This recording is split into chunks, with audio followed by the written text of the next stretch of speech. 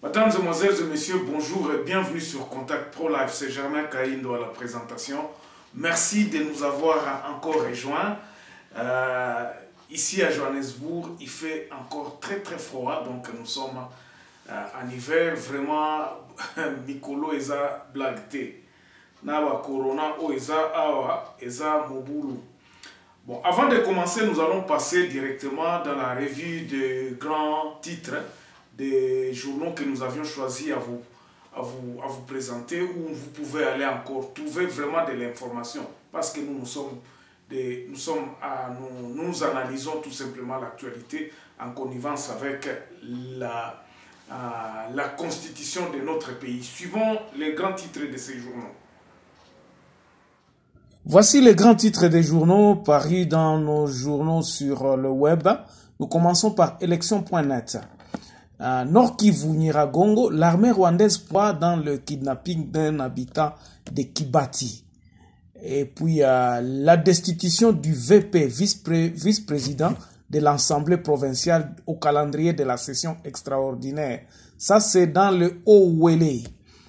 Et à Kinshasa, décès du fondateur de l'ICIPA, Martin Ekanga, et puis Eddie Kapend n'a pas été libéré. Vous lirez ça sur élection.net. On va dans Actualité CD. Sylvestre Ilunga Liukamba séjourne depuis ce vendredi à Lubumbashi.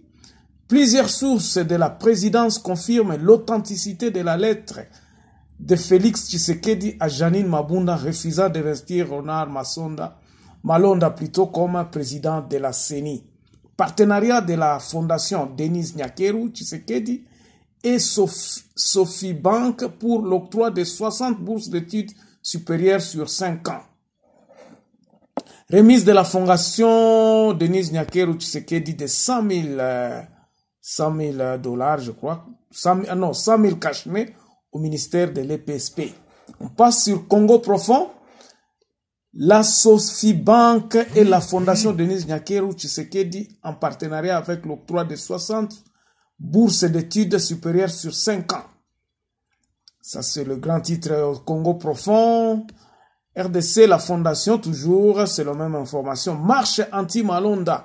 Le FCC condamne les actes ignobles. Affaires étrangères, reprise des livraisons de passeports ordinaires à Kinshasa. Vous pouvez lire ça dans Congo Profond. 7 sur 7 parle de quoi ce matin? Des personnalités politiques plaident pour le retour de la présidentielle de 2 tours en 2023. Sidou Bangui, le gouverneur Mabenze lance les travaux de construction des édifices publics à Gemena.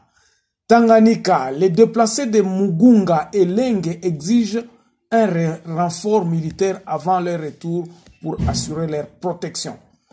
On s'arrête là pour aujourd'hui. Rendez-vous lundi dans un nouveau numéro. Au revoir. COP Congo, la coopérative congolaise pour les Congolaises. Notre vision est d'avoir une banque congolaise. Depuis toujours, nous avions cherché à savoir comment, mais voici l'opportunité nous est donnée par l'Afrique du Sud, par le truchement de la First National Bank. 2 conditions nous ont simplement été données avant de nous donner la licence. Déposer un montant de 100 000 rand et avoir 200 membres possédant chacun de parts dans cette coopérative. La première condition ayant été atteinte, nous sommes dans la phase de recrutement de ces 200 membres. Pour toute information, si vous voulez nous rejoindre, allez sur le site www.copcongo.com. Cop Congo Yabisomoko, Cop Congo Yaba Congolais, Cop Congo Vision Yaba Congolais. Merci pour être avec nous. Nous avions promis, hier nous vous avions promis que nous allions parler de la situation des rébellions en Ituri et nos solutions. Je vous rappelle que nous avions dit que nous ne parlerons plus, nous ne ferons plus de déclarations ou bien de dénonciations. Tout déjà, Toyebi, Makambu, Oyo, Ezoleka, na Congo, nous connaissons le mal qui est très profond, nous connaissons qu'il y a trop de rebelles, mais nous sommes en train de nous dire il faudrait que nous commencions à parler des solutions. Qu'est-ce qui peut être fait? Qu'est-ce que nous devons faire? La première des solutions que nous avions annoncées ici, nous les dirons, mais aujourd'hui, c'était, disons, la division, la refonte même du pays, donc la refonte du système. Mais ici, aujourd'hui, nous allons parler un peu du côté de l'armée. Qu'est-ce qui se passe? D'abord, vous avez vu dans l'actualité, il y a quelque part, donc actualité.net a parlé de Mai Mai qui s'impose, qui impose une taxe cultivateur à Lubero. Donc, ce sont... Vous voyez que le pays n'est pas dirigé, l'État ne s'impose pas. État ezalité. Côté à Lubero, Mai Mai moko boy ba telemi na bango, ba komi ko zwa taxe, ba komi ko zwa ko imposer ba citoyen, ba paisible citoyen taxe. Qu'est-ce qui se passe exactement? Et l'autre ça nini? Ce qu'il faut savoir est que l'État est alité, ou soit l'État est resté à Kinshasa. Tant on a le baganalobi, pouvoir nyonso ya Congo etikala na Kinshasa, kena nango na Kinshasa. Na ba région kuna pouvoir ya l'État ezalakate. C'est-à-dire quoi pouvoir à l'État? L'État a la possibilité ya entreprendre ba projet et ya développement té. L'État ezalite, l'État ezana mbongo té. Malgré toutes les richesses qui est à l'intérieur là-bas, les mbongo et yakanango na Kinshasa. C'est à Kinshasa où on distribue, on redistribue la richesse du Congo. Côté yaba intérieur kuna mbongo ezalakate. Alors, nous avons la population qui grandit, population ezako koba, batwazako koma ebele musala ezalite. Donc pouvoir na kati ya mon nazolo na ba base kuna pouvoir ezalakate. Alors qu'est-ce que ces gens ici peuvent faire? Tellement que musala ezate batwaza ba jeunes gens qui étudient peut-être, qui font jusqu'à l'école primaire, na université ba ke na bango na zamba ba komi ko sala forcer une paix. Parce que l'État n'existe pas, l'État ne s'impose pas. On n'a pas d'identification. Commissaire des groupements, pouvoir babotolaye, il ne s'impose pas sur les territoires, sur leur groupement. Et là, on a si quoi que ça les mandengeni. Si à la tête, si aujourd'hui, les lots, tozolo bakeno, mboka na biso, il faut tobanda, ko retoucher constitution. C'est justement en remettant le pouvoir na kati ya ba base, c'est-à-dire que na ba base kuna batouane il faut bazala na pouvoir sur l'économie na bango, mbongo na bango baza ko récolter sur place pour le pouvoir organisationnel na kati ya na base et kotinda ke batu bazala très sérieux na makambo ko encadrer population. Ce qui au moni que les tezo kokate za pourquoi c'est parce que Kinshasa akoki ko contrôler base te. Batu nyonso bayebika ke musala ezala nango na Kinshasa ezala kana Butembo te, ezala na Lubero te. Lubero est un village, donc au village on ne peut rien faire. Okoki ko sala lelo comme côté. Or c'est là où le problème est ça ndewana, c'est là où il faudrait commencer. Ba entreprise oyo ya ba mine ya banani oyo baza ko exploiter biloko kuna ou bien disons l'administration même du territoire na côté à l'intérieur, il faut topé ça yango poids. Ba projet ebele au Kinshasa ko ko sala e banda ko kendo salema na côté à ba village parce que c'est là où il y a des problèmes. Et ça na Kinshasa te. Aujourd'hui, lorsque nous parlons de développement, mingi batwata la ka au Kinshasa, oh il faut faire des routes, oh ba route en zalaka construire na Kinshasa. Ce n'est pas construit à l'intérieur du pays. Alors, total boyo kabino moko, qu'est-ce que ba rebelle oyo réclamation ba rebelle oyo na côté à Djougou kuna baza kosenga na président de la République tout eloko nyonso tout ezakaka tozo senga na président de la République. Le président ne peut pas rien yemoko kosala nini. Ce n'est pas à lui. Donc ainsi que pouvoir ezakaka na mutu moko makambu nyonso mbatu nyonso tu bakroisa maboko bakoma kozela kaka Kinshasa etinda mbongo, Kinshasa etinda biloko akolia, Kinshasa esala boye, Kinshasa esala boye. C'est ça qui tue le pays. Alors il faudrait que Kinshasa bozala conscient que pouvoir soki tikalika na Kinshasa makambu susu, donc l'intérieur ne sera pas et kozala évoluer te. Intérieur kozala évoluer te. Dans la rébellion, c'est ça le sens même de ces rébellions-là. Parce que l'intérieur, bon, l'exemple typique, est-ce que la rébellion est à la Kinshasa, est à la raté? Ça ne se trouve pas, si moi, Mandoki, bazan na kati intérieur, oh, bazo sala, oh non, Kodeko. Et puis regardez, tous ces gens-là, oh, baza koloba, ah, balobi, tozo contesté, Mutuna biso oyo chef na biso Pascal Lingite bisoto. Ces rébellions là, je vous avais parlé que beaucoup sont commandités na ba généraux msuso baza na Kinshasa. Pourquoi? Pour l'exploitation, il y a ba minéraux tout ça. Ces généraux là sont devenus des millionnaires bazo kambongo à partir d'un groupe de gens qui se sont bazoué bango balobi bon biso koto par exemple, pour exploiter le cacao, exploiter FEA, tout ça. Au Comore, à la tête, ce sont des généraux qui sont à Kinshasa, ils sont encadrés par Batouana. Vous allez vous demander, Batouana, Minduki Wapa, Minduki Wapi.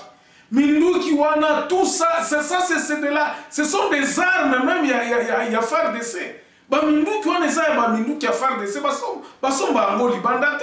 Rare peut-être que Batumsuso bayaka na baminduki libanda, mais baminduki wana la plupart ce sont minduki et utaka na FARDC. Na ba FARDC wana ezaka na ba colonel o na ba généraux o baza na Kinshasa bavandi balia mbongo bakoma ko commandité kaka. Oh bon groupe wana baza ata 50 groupe ya 50 personnes. OK, boko sala boy bo biloko wana bango nyonso tu baza ko commandité ba groupe armé wana.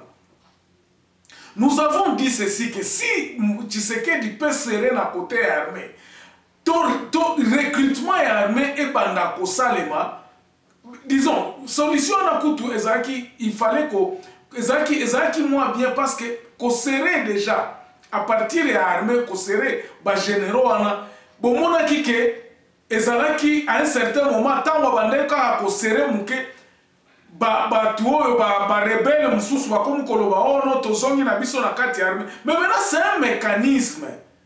Mais biloko wana ko salema mbala mon côté. C'est pour cela que je disais que ceux qui t'ont planté lelo eloko yo lelo, ceux qui t'ont bandi ko kanisa nango ba fruit et comment on a la législature prochaine. C'est-à-dire que tout banda ko refondre qu'on commence à réfléchir aujourd'hui comment est-ce que Tokoki ko banda ko rétrocéder donc tout type de pouvoir na côté à y a intérieur. Comment est-ce que intérieur au qui kozala na pouvoir à koloba bon OK nous allons recruter voici les conditions pour que batu oyo parce que batu na bazana na zamba bazana elo côté ils n'ont rien même ba minéraux zakuna ba minéraux on a tango bazozwa yango commandité par les gens de Kinshasa basali bon OK bolukelanga FEA basali basaki ya FEA tout ça et bimi côté na mona côté à Centrafrique oh coltan et bimi côté donc et comme ici koyo mutu na mutu na course au pouvoir ya moi mbongo c'est ainsi que ba jeunes gens wana basala kaka nengwana. Alors je disais ceci, il faut que l'armée puisse être restructurée d'abord dans un premier temps. Pendant ce temps-là, il faut pouvoir raisonner côté à l'intérieur. Pouvoir, il faut les il faut que les ceux qui comité provincial, koki kozala na pouvoir ya kozala koloba toza na mbongo combien quels sont les projets que nous pouvons faire comme ça ba recrutement na kati ya armée e banda kosalema en fonction ya budget o ba région ba kozala na bango ba région ba yeba kaka ke non biso région na biso to ko traîne par exemple 20 000 militaires. Nous allons recruter 20 000 militaires. Tout ça, les projets, recrutement, et banda déjà que non. Ce n'est pas n'importe qui ou akobanda kosala akosimba mandoki. Tangu ba région, tangu ba groupement, tangu ba territoire et comme kozala na possession ya koloba que non, ba richesse na biso yango. Nous pouvons avoir ceci. On est tokoki sala, tokoki ko ba richesse na biso yango. Nous pouvons nous organiser na kati ya secteur na biso na kati ya territoire na biso. Biloko e bimakate, biloko e kotakate sans que biso to autorisé. Il faudrait que nous soyons en contrôle à 100% de toutes les richesses de notre territoire. Ainsi, nous serons à mesure. Il y a qu'on recruter bana mboka o kotia bango na misala, kotia bango na bo. Je vous donne par exemple un exemple ici. L'armée dit que non, bon, bato yo babimi zamba, rebelle wana bandimi ke bakobima zamba, bakotika minduki. Tangu baye, l'armée ne leur donne pas, ne leur assure pas quoi que ce soit. Projet moko ezate, parce que tout est commandité na Kinshasa, mais si c'était au niveau local, on pourrait dire que non, bon, bino, bon, côté armée sous-souté, mais bino, on va vous donner tokotinda bino par exemple na ba projet ya kosala balabala. On va commencer à vous payer petit à petit s'il y a un projet pour construire ba balabala, ata ba contonnier, bo pesi bango ata ba bêche pour que à la fin du mois, bo banda ko pesa bango ata quelque chose comme un petit salaire en attendant que bo banda ko réorganiser na kati ya région ba ressources na bino, comment vous allez contrôler, comment vous allez réunir tous ces histoires là. Donc si la région pouvait avoir cette monopole, na puissance, na pouvoir, ya koloba que nous pouvons encadrer notre population. Nous avons les solutions pour notre population. Kinshasa koki banda kozala réclamer te que boyeo boyeboité. Parce qu'à ce moment-là, tokoyeba, nous avons du coltan par exemple. Coltan na biso ekobima awa te sans que tozala na mbongo. Mbongo wana tokosala na ngonini. Nous allons encadrer notre population. Nous allons faire par exemple nous allons entamer des projets de construction. Il y a une infrastructure dans la région na biso.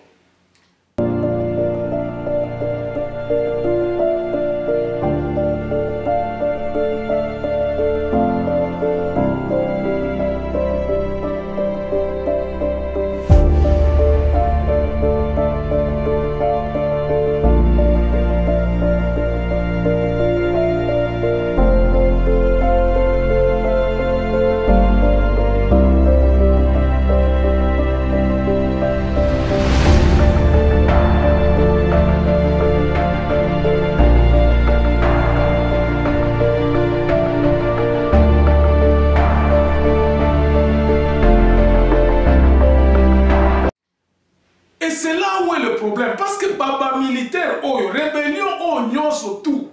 Et ont activité par exemple à Bato, Bazana Misalate, responsabilité à mon côté. Mais ce sont eux, les généraux qui viennent en leur disant que non, besoin Kolta, besoin Baevea, besoin Kakao, Boya, Nango, Awa. Les gens s'enrichissent illicitement au détriment des régions, au détriment du pays même. Et si les régions na bakati na bango bakoki kozwa ba opportunité wana ya koloba ke non biso awa tozaboe biso awa tozosala boe biso awa likamuna biso yango, on peut sortir de ce marasme ici.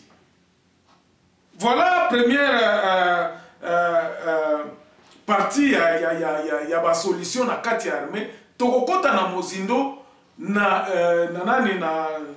nani loko ya ba rébellion na est. Solution ni yango ko apporter. Nous parlerons beaucoup plus de solutions que de déclarations. On se retrouve lundi dans un nouveau numéro. Au revoir, portez-vous bien. Bon week-end.